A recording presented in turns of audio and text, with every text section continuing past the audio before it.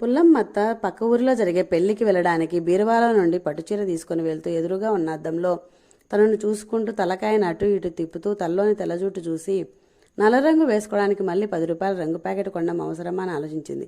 బయటకు వస్తూ కట్టెలపై పక్కనే దించి ఉన్న నల్లని పాలకుండను చూసి ఆమె కళ్ళు మెరిశాయి. చక్కగా కుండకున్న నల్లటి మసి చేత్తో తీసుకుని వేళ్లతో తెల్ల జుట్టున్న చోటల్లా పూసుకుంది. నున్నగా దువ్వి తెల్లటి మల్లెపూలు పెట్టుకొని పెళ్లికెళ్ళింది.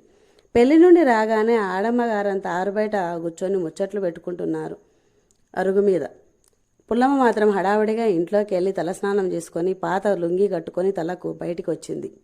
ఏమైంది, అంతా హడావుడిగా స్నానం చేశావని అడిగారు మిగతా ఆడవాళ్ళు.